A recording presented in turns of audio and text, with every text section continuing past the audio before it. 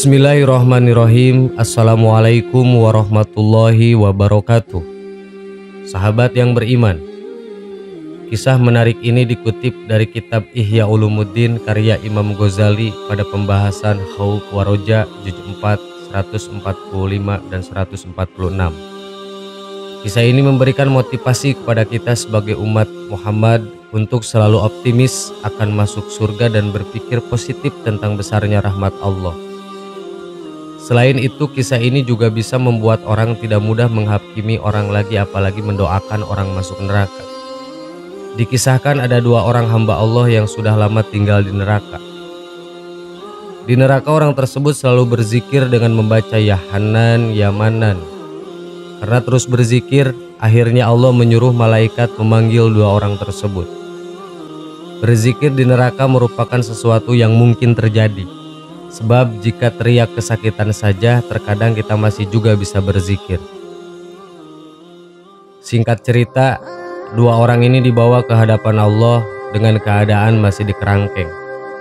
Allah bertanya, "Bagaimana neraka menurutmu?" "Ya Allah, sungguh neraka adalah tempat yang sangat buruk. Tidak ada tempat yang lebih buruk dari neraka," jawab salah satu. "Ya sudah, sana kembali ke neraka," perintah Allah pada orang tersebut. Sikap orang ini aneh sehingga Allah memanggilnya lagi. "Kok kamu semangat sekali kembali ke neraka?" "Saya sudah kapok ya Allah. Saya menyesal dulu saat di dunia saya lamban dalam melaksanakan perintahmu. Gara-gara itu saya masuk neraka. Saya tidak mau terulang yang kedua kalinya. Mumpung sekarang ada perintah darimu, saya tidak mau melewatkan kesempatan melaksanakan perintahku ini. Jadi saya bersemangat," jawab orang itu. Karena demi melaksanakan perintah Allah menuju ke neraka, padahal sangat menyakitkan baginya, Allah pun memberikan rahmat kepadanya. "Kalau begitu silahkan masuk surga," kata Allah. Akhirnya ia dimasukkan ke surga Allah Subhanahu wa Ta'ala. Allah kemudian bertanya kepada satu orang yang lainnya, "Bagaimana neraka menurutmu?" "Sungguh buruk sekali ya Allah." "Ya sudah, sana kembali ke neraka," perintah Allah. Tak seperti orang pertama, orang ini sangat lamban dan lelet disuruh ke neraka. Langkahnya tidak semangat. Allah kemudian bertanya, "Kenapa kamu lamban sekali?" "Saya tidak pernah menyangka kalau bakal disuruh kembali ke neraka. Saya husnudon, tadi Allah panggil saya ke sini untuk dimasukkan ke surga. Ternyata perkiraan saya salah dan saya dimasukkan ke neraka lagi," jawabnya. Dengan jawaban itu ternyata Allah memasukkan orang ini masuk surga. "Kamu husnudon padaku, tapi aku masih memasukkanmu ke neraka. Kalau begitu silahkan masuk surga." Akhirnya orang ini pun masuk surga. Sahabat yang beriman, kisah ini seharusnya membuat kita untuk tidak berpikir yang buruk tentang Allah. Apa yang kita pikirkan seringkali berbeda dengan apa yang diputuskan oleh Allah Subhanahu wa Ta'ala. Bahkan untuk urusan surga dan neraka, manusia sama sekali tidak bisa menerka-nerka kehendak Allah. Lalu mengapa kita terkadang merasa diri benar sambil menyalahkan bahkan menuding orang lain akan masuk neraka? Allah punya banyak alasan memasukkan orang masuk neraka dan masuk surga. Semoga bermanfaat. Allahu a'lam. Wassalamualaikum warahmatullahi wabarakatuh.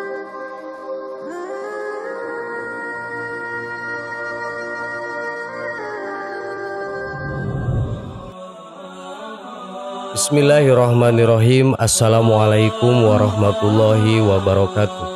Sahabat yang beriman, berdoa merupakan salah satu bentuk ikhtiar atau usaha untuk memohon dan meminta sesuatu kepada Allah Subhanahu wa Ta'ala.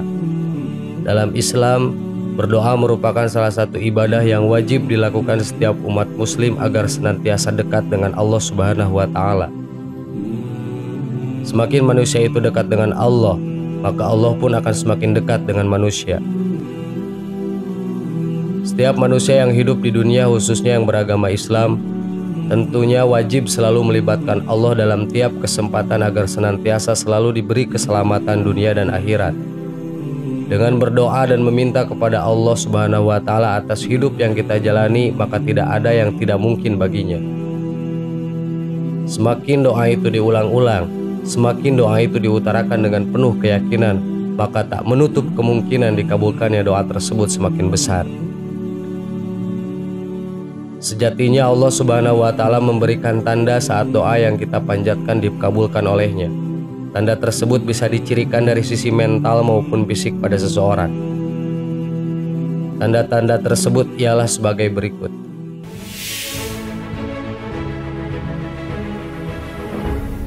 1. Bertambahnya perasaan takut kepada Allah. Takut kepada Allah adalah sifat orang yang bertakwa dan juga merupakan bukti berimannya seseorang kepada Allah Subhanahu wa Ta'ala. Bagi yang melaksanakan perintah tersebut, maka ketakwaan akan bertambah, dan karena itu ia akan memperoleh kemuliaan dan dijulukinya ke arah kebaikan sehingga menjadi salah satu tanda doa dikabulkan. Sedangkan bagi yang mengabaikannya, maka dosanya makin bertambah dan bertambah pula kehinaannya, dan diikuti dengan bergelimang dalam lautan dosa dan kemaksiatan. Dalam hal ini, orang yang takut kepada Allah akan senantiasa mendapatkan keselamatan dari hal-hal yang tidak ia sukai, diberi kecukupan dan diberi akhir yang bagus.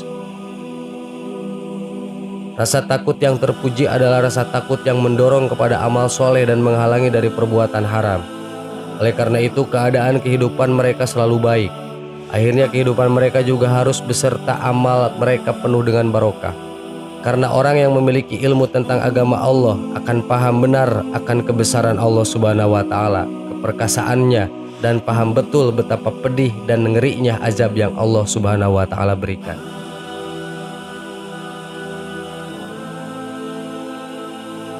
Dua, bertambahnya semangat ibadah. Manusia yang telah menjalankan ibadah dengan baik, maka sesungguhnya ia telah memfungsikan hakikat penciptaannya. Namun sebaliknya, manusia yang melalaikan ibadah berarti ia telah mendisfungsikan hakikat penciptaannya. Dalam hal ini hendaknya seseorang meyakini apapun yang didapatkan manusia adalah kehendak Allah Subhanahu wa Ta'ala, dan sedari awal manusia itu harus menggantungkan segala keinginan dan hajatnya kepada Allah Subhanahu wa Ta'ala, yaitu dengan melalui perantara doa. Tentunya doa yang baik ialah doa yang selalu mengikuti cara yang diajarkan oleh Al-Quran dan Al-Hadis. Perlu diketahui, ibadah merupakan jembatan penghubung antara Rob dan hambanya, jembatan untuk mendapatkan kasih sayang dan maghfirah dari Allah Subhanahu wa Ta'ala. Semakin kokoh jembatan tersebut, maka semakin melimpahlah rahmat, ampunan, dan kasih sayang Allah kepadanya. Karenanya, sudah seharusnya semangat ibadah kita dipupuk dan dipelihara, tak lain supaya ibadah yang kita lakukan menjadi sebuah kenikmatan tertinggi yang tiada tara. 3. Jiwa menjadi tentram. Ketika seorang hamba berdoa itu tandanya ia sedang menghubungkan dirinya dengan Allah Subhanahu wa Ta'ala, sebagai bentuk isyarat Allah Subhanahu wa Ta'ala bahwa doa kita diterima olehnya ialah dengan ketentraman hati pada diri umatnya yang berdoa tersebut. Ada yang datang kepada Ja'far As-Shadiq dan bertanya, apa tanda diterimanya doa? Ja'far As-Shadiq menjawab, ketentraman hati. Bukankah itu juga dijanjikan oleh Allah Subhanahu wa Ta'ala? Ingatlah, hanya dengan mengingat Allah Subhanahu wa Ta'ala hati menjadi tentram.